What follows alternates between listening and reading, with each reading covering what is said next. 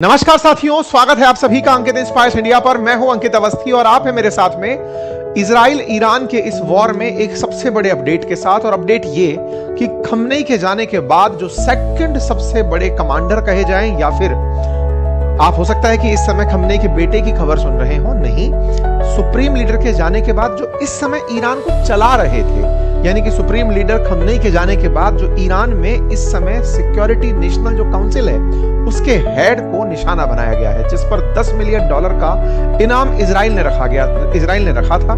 Iran ने इसकी पुष्टि कर दी है। ये हैं लिरजानी, जिनके मौत की खबर निकल कर आई है। आप इनके महत्व को इस तरह से समझ सकते हैं कि सुप्रीम लीडर के बाद एक तरफ रईसी जो कि राष्ट्रपति बैठे हैं, तो दूसरी तरफ लारिजानी बैठे हुए हैं।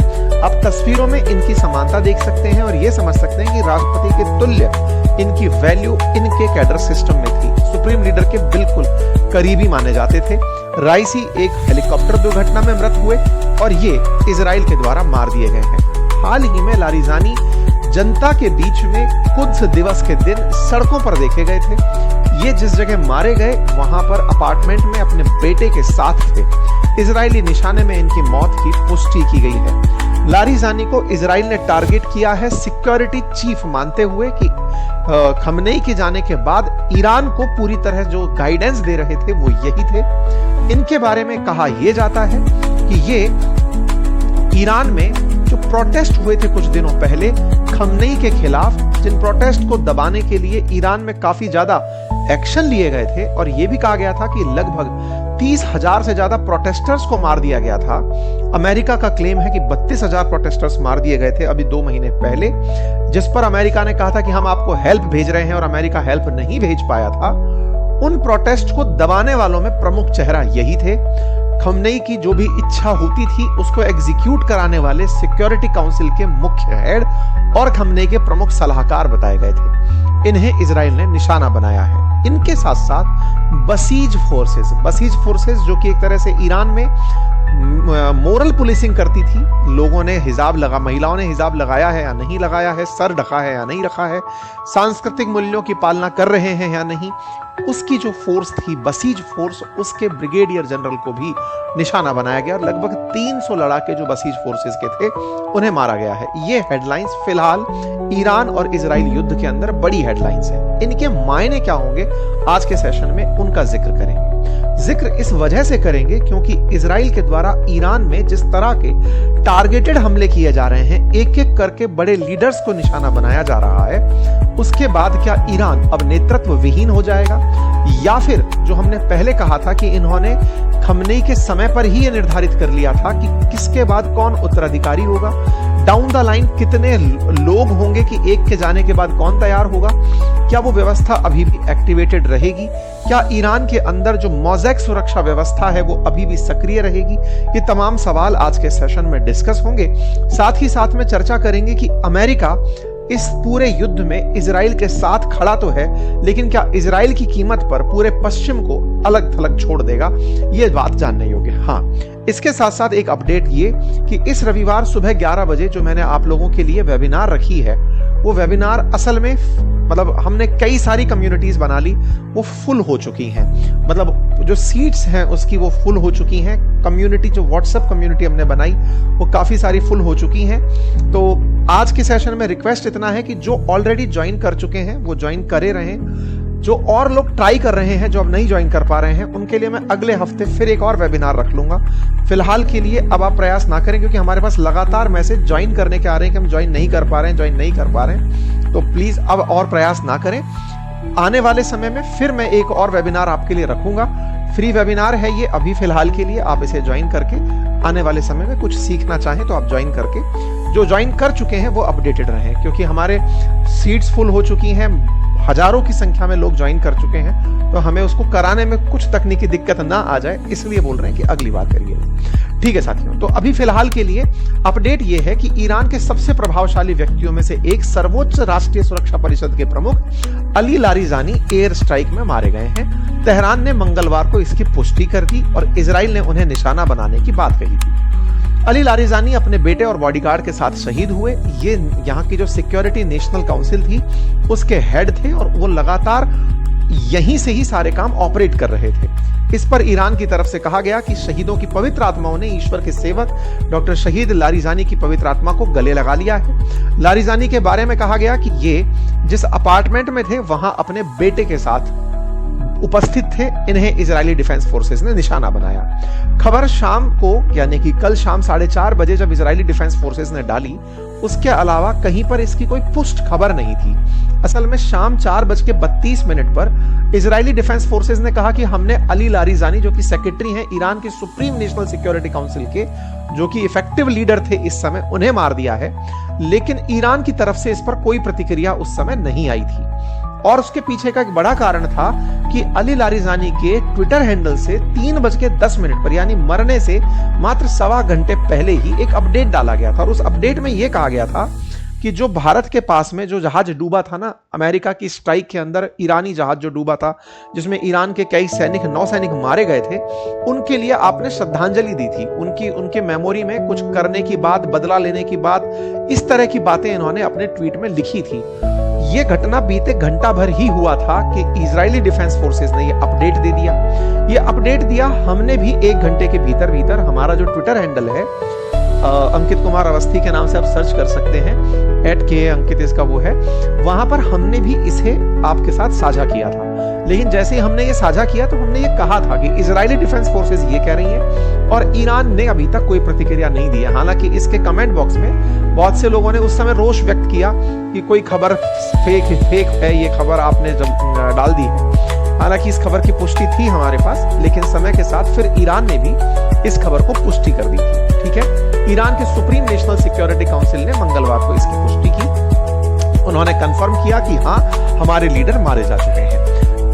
इजराइल की तरफ से फिर शाम होते होते 6:45 बजे ये जानकारी दी गई कि $10 मिलियन का प्राइस जिस पर था, हमने उसे फ्री में मार दिया है। देखिए, इजराइल और ईरान इस पूरे की पूरे वेस्ट एशिया में एक दूसरे के कट्टर दुश्मन हैं। दोनों एक दूसरे को नहीं चाहते कि वो वेस्ट एशिया में सरवाइव करें। ऐसे में ईरान इजराइल को हटाना चाहता है और इजराइल ईरान को खत्म करना चाहता है। तो इजराइल के लिए ये किसी सेलिब्रेशन से कम नहीं था। इजराइल के अंदर नौरूज की शुभकामनाएं इस तरीके से दी गई कि देखो, हमने बड़ी आतिशबाजी कर दी है। ऐसे में नेतन्याहू भी बाहर निकल कर आए और उन्होंने भी अपनी तरफ से इस बात को कहा कि जो अक्टूबर 7 में ईरान ने किया था, अक्टूबर 7 में क्या किया था, हमास के आतंकी घुसकर इजराइल में आए थे और कई निर्दोषों की जान ले ली थी।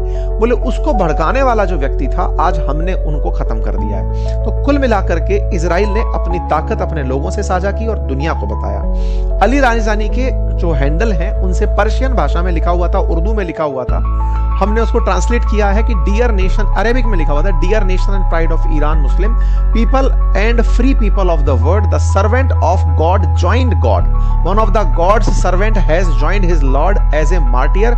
ये 18 तारीख को आज यानी कि सुबह 2:30 बजे इसे उनके ही हैंडल से पोस्ट किया गया। मतलब एक तरह से समझिएगा कि इस खबर की पुष्टि ईरान की तरफ से आज की गई है।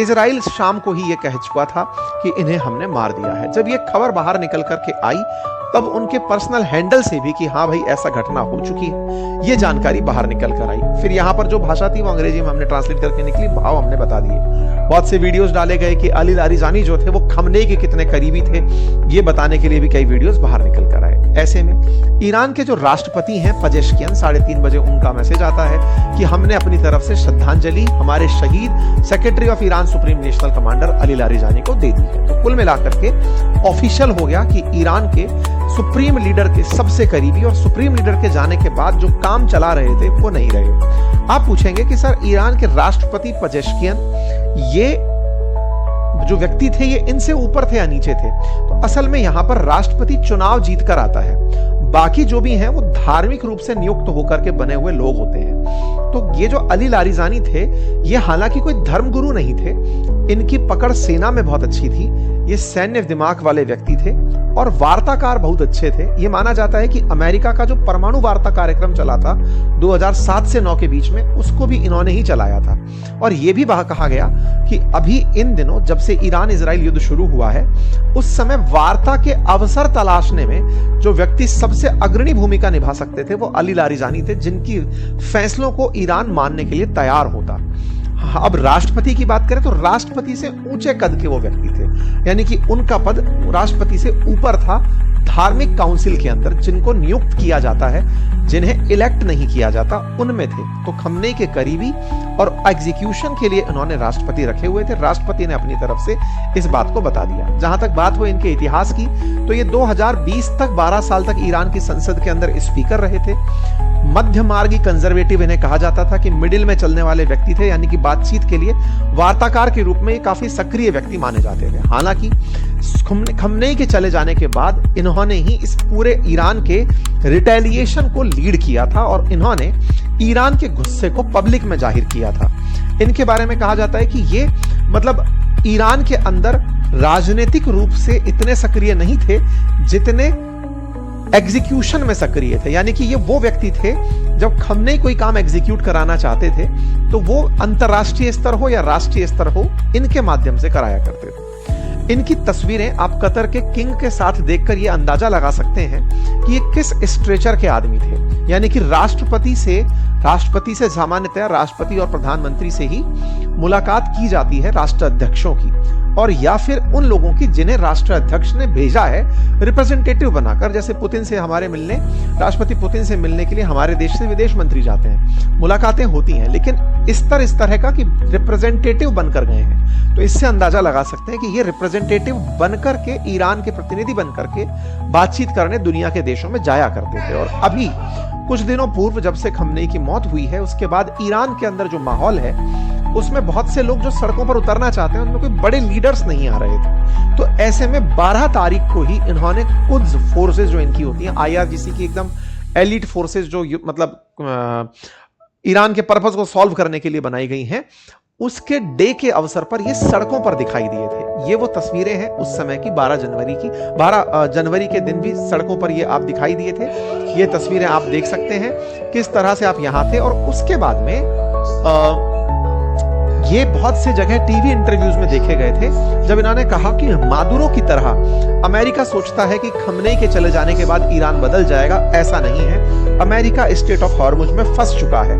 ये इनके तत्कालीन बयान है, मतलब कि आज के युद्ध के दौर में ये क्या सोचते थे उसको आप समझ सकते हैं कि ये टीवी इंटरव्यूज के माध्यम से अमेरिका को ईरान का स्टैंड बता रहे थे। बार बार एक ही बात कि खमनेई को मारकर आपने अच्छा नहीं किया और ईरान रिटेलिएट करेगा। यही कारण है कि आजकल अमेरिका में ट्रंप का मुखपत्र बन चुका समाचार पत्र जिसका नाम है फॉक्स न्यूज, उसने लिखा था कि protest massacre architect Ali Larijani emerged as the top contender to replace Khamenei. जब खमनेई के मारे जाने की खबर 28 फरवरी को आई तो कौन उनका पद संभालेगा, तो फॉक्स न्यूज जो अमेरिका में इस समय मतलब ट्रंप किसको अगर फोन करके भी सूचना देते हैं तो वो सबसे पहले है। तो ऐसे में उनके बारे में उस न्यूज चैनल ने ये कहा था कि प्रोटेस्ट के अंदर अली लारिजानी जो है ना वो लीडर बन करके निकलेंगे। तो ये एक तरह से समझ लीजिए कि ट्रंप ईरान में जिसके साथ बात कर सकते थे खमनेई के अलावा तो लारिजानी थे। तो इसका महत्व समझ जाइए। यह लारिजानी के तमाम ट्वीट्स हैं जब उन्होंने खमनेई के जाने पर किए थे और उनके बाद में उनका जो स्टैंड रहा वो अंतरराष्ट्रीय स्तर पर रखते रहे। कुछ दिवस के अवसर पर 13 मार्च को आप सड़कों पर दिखे थे लोगों को ये बताते हुए कि देखो किसी भी प्रकार की कोई चिंता नहीं है, हम सड़कों पर सुरक्षित हैं और हम अपनी तरफ से चले आ रहे हैं। कुल मिलाकर ईरान की लीडरशिप में अब खमनेई के बाद जो टॉप लीडर्स में अली लारिजानी थे वो जा चुके हैं, शमखानी जा चुके हैं और भी जो टॉप लीडर्स कमांडर हैं वो जा चुके हैं। अब जो बचे हैं लेवल पर वो राष्ट्रपति मसूद पेजेश्कियन हैं, जिनके ऊपर अब अगर निशाना होता है तो शायद दुनिया भर के बहुत से देशों की प्रतिक्रिया आए, क्योंकि ये इलेक्टेड लीडर हैं, ईरान के अंदर चुने हुए राष्ट्रपति हैं और इन्हें निशाना बनाया जाना शायद उस दिन भारत की प्रतिक्रिया, जो लगातार पूछा जा रहा है कि भारत प्रतिक्रिया कब देगा, तो भारत की प्रतिक्रिया के बीच में एक जो एंगल डला है वो ये कि भारत राष्ट्राध्यक्षों से बात करता है, इलेक्टेड लीडर्स के साथ ईरान में इलेक्टेड सत्ता चल रही है तो हम उनके साथ बातचीत में। खैर जो भी है, कुल मिलाकर के इस समय के हालात बहुत ही भयानक चल रहे हैं। ऐसे में ईरान में ये कर क्या रहे थे, तो अब मतलब अपने आप में बहुत सी चीजें थी कि जब ये जंग के माहौल में ईरान का स्टैंड संभाल रहे थे और जो घरेलू असंतोष था, जो महंगाई थी ईरानियंस के बीच में जो संघर्ष का कारण बन रही थी, रिवॉल्ट का कारण बन रही थी, उसको ये हैंडल किए हुए थे और न्यूक्लियर प्रोग्राम में ये वार्ताकार बने हुए थे। तो ऐसे में अब वो सारी चीजें बीच में अटक जाएंगी। अगर वो अटकेंगी तो फिर कौन लीडरशिप हो सकती है, तो मुज्तबा खमनेई का नाम भी निकल कर आ रहा है, जो खमनेई के बेटे हैं, दूसरे मसूद पजेश्कियन जो राष्ट्रपति हैं उनका नाम, अहमद वाहिनी जो रिवोल्यूशनरी गार्ड के सीनियर नेता हैं, मोहम्मद बागिर गालिफाक या फिर इस्माइल कानी। ईरान के अंदर पहले ही डाउन द लाइन 4 लोगों के नाम तैयार रहते हैं। जब भी कोई लीडरशिप का संकट होता है तो पहले से लिखित है कि ये 4 लोग इनके पीछे भी नाम ले सकते हैं। ट्रंप से जब ये पूछा गया कि साहब मतलब ऐसा हुआ है, आप इस पर क्या प्रतिक्रिया देंगे, तो उन्होंने कहा कि वो काफी सारे प्रोटेस्टर्स को मारने का जिम्मेदार था तो उसको मार दिया गया। मतलब कि ये न्याय अमेरिका में बैठकर कर दिए कि साहब इन्होंने प्रोटेस्टर्स मारे थे, हमने इनको मार दिया।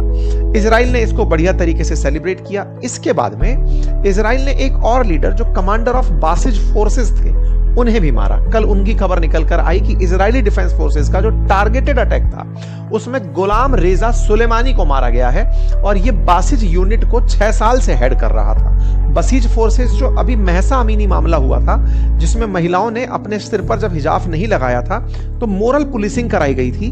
तो जो महिलाएं इस तरह का विरोध कर रही थी या सरकार को चुनौती दे रही थी उन पर निगरानी रखने के लिए कल्चरली एकदम मोटिवेटेड एक सैन्य बल अर्धसैनिक बलों की तरह तैयार किया गया था।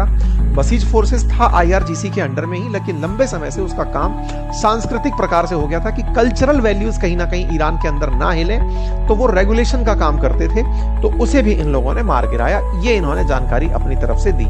ये थे वो गुलाम रेजा सुलेमानी और ये टॉप कमांडर थे बसीज फोर्सेस के जो कि मोरल पुलिसिंग कराने का काम कर रही थी। अब ऐसे में 2 बड़े लीडर जो प्रोटेस्टर्स को मरवाने वाले थे वो गए, लारीजानी गए, और जो बसीज फोर्सेस के हेड थे जिन्होंने महिलाओं के खिलाफ कभी इस तरह के एक्शन लिए थे कि महिलाओं को मरवाया था, महसा अमीनी ने पुलिस की कैद में जान निकल गई थी, वो जो लोग थे उनको इन्होंने अब निशाना बना दिया है। इसके बाद में इजराइल ने ईरान के लोगों को मोटिवेट किया और कहा कि देखो हमने आपके जो भी विरोध में थे उन लोगों को खत्म किया है, अब आप लोग निकल कर तो आओ, मतलब आप लोग भी तो विरोध करना वहां की लोकल सरकार का शुरू करो ताकि हम लोग भी उसको सपोर्ट कर पाए। तो ये बसीज फोर्सेस काफी बार पहले भी सुर्खियों में रही हैं, पहले वेलवेट रेवोल्यूशन को दबाने के अंदर या फिर ऐसे ही काफी सारी मोटरसाइकिल्स पर निकलकर विरोधियों को धमकाने के लिए सड़कों पर निकल करके मिलिशिया ट्रेन करते हुए प्रो गवर्नमेंट ट्रीटमेंट देते हुए ये काफी पहले भी बसीज फोर्सेस सुर्खियों में रही हैं। और ये भी जो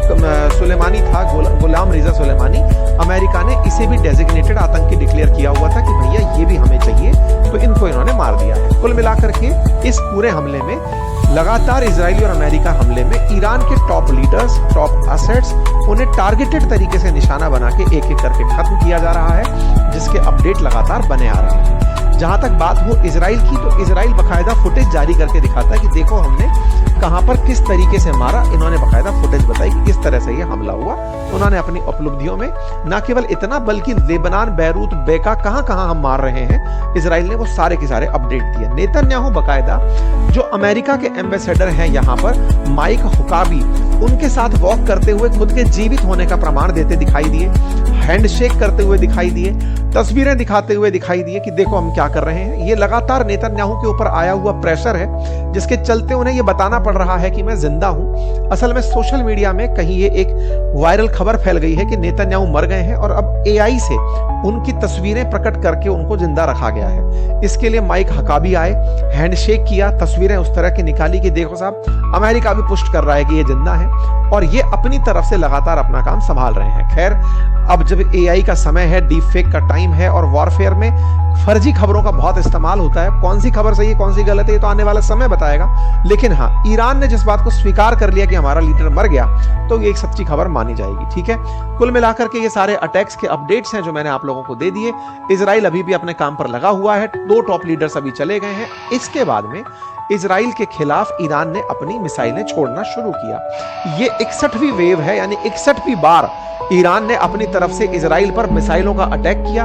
उसकी तस्वीरें निकल कर आई, इजराइल में हुए नुकसान की तस्वीरें निकल कर आई, इजराइल तक मिसाइलें पहुंची, इसके अपडेट बाहर निकल कर आए। इजराइल का एयर डिफेंस सिस्टम फेल हुआ, इसकी बातें निकल कर आई। असल में इजराइल का एयर डिफेंस सिस्टम 99.9% भी अगर एक्यूरेट हो और 0.1% भी इनएक्यूरेट हो तो भी 1000 मिसाइलें अगर आए तो शायद एक मिसाइल आकर गिरने के चांस बनेंगे। मतलब ये वैसी स्थिति थी कि ईरान ने इजराइल पर बम्बार्डमेंट ऑफ मिसाइल किया और उसकी वजह से इजराइल के अंदर निशान बने, नुकसान के एविडेंस आए, दिखाई दिए कि कितना नुकसान हुआ। इस प्रकार से बौछार की गई मिसाइलों की, एयर डिफेंस सिस्टम लगातार सक्रिय होकर के इन मिसाइलों को न्यूट्रलाइज करने का प्रयास कर रहा था, लेकिन वो न्यूट्रलाइज नहीं कर पाया। कई जगह पर इसकी वजह से वहां पर नुकसान की खबर निकल कर आई। ये तस्वीरें दिखाती हैं कि कैसे यहां पर ये जो हमला हुआ है, ऊपर से आ रही मिसाइलों को आयरन डोम जो सिस्टम है, पैट्रियट मिसाइल सिस्टम है, वो सब बचाने निकल रहे हैं, लेकिन कुछ एक मिसाइलें ऐसी हैं जिनको निशाना नहीं बनाया गया और वो जमीन पर जाकर के गिरती हुई दिखाई दे रही हैं। इसके ऊपर मतलब ये तमाम बातें चली रही हैं। इसी के साथ साथ डेथ सेंटेंस में इजराइल रेजिम ने हाल ही में ईरान के सुप्रीम कोर्ट के अंदर जो इजराइल के लिए काम करने वाले थे उनको भी पनिश दिया गया है। इजराइल ने अमेरिका के साथ मिलकर जो काम किया है, इसके चलते अमेरिका में नेताओं के द्वारा विरोध किया जा रहा है, कुछ अधिकारियों के द्वारा अमेरिकी फैसले का विरोध किया जा रहा है। एक हेडलाइन बनती है साथियों, और वो हेडलाइन बनती है top US counter terrorism official के रिजाइन करने की। फाइनेंशियल टाइम्स कल ये खबर बाहर निकालता है कि अमेरिका के जो काउंटर टेररिज्म ऑफिशियल हैं, जो टॉप यूएस कमांडर हैं, उन्होंने इस्तीफा दे दिया है। और उन्होंने इस्तीफा देते हुए ट्रंप को निशाना कहते हुए लिखा कि मैंने काफी समय तक ये ऑब्जर्व किया कि ये युद्ध असल में अमेरिका का नहीं था, ये केवल इजराइल के लिए लड़ा गया युद्ध था। और अमेरिका में जो लॉबी है, जो इजरायली लॉबी है, उसने अमेरिका को युद्ध में घसीटा। अमेरिका को ईरान से कोई डायरेक्ट थ्रेट नहीं थी, ये सच भी है। ईरान की तरफ से अभी तक अमेरिका में एक भी मिसाइल नहीं भेजी गई है। इनके पास इतनी दूर तक जाने की शायद मिसाइल भी ना हो। जिस परमाणु बम को लेकर के धमकाया गया कि ये परमाणु बम बना रहे हैं, आज युद्ध का 19वें दिन में एंट्री हो गई। जिसके पास अपना सुप्रीम लीडर चला गया हो, वो शायद परमाणु बम का जखीरा ही फेंक कर मारता किसी को, कुछ तो निकालता जिसका लीडरशिप ही अस्तित्व में खत्म हो गया हो। तो ऐसे में ना वो निकला और ना ये निकला। तो बोले ये युद्ध इजराइल का था, इजराइल को ईरान से दिक्कत थी, उसके लॉबिस्ट लोगों ने अमेरिका को जबरदस्ती युद्ध में घसीट लिया, इसलिए मैं पद से इस्तीफा दे रहा हूं। खैर अब जो भी है, इसका आने वाले समय में एनालिसिस होता रहेगा।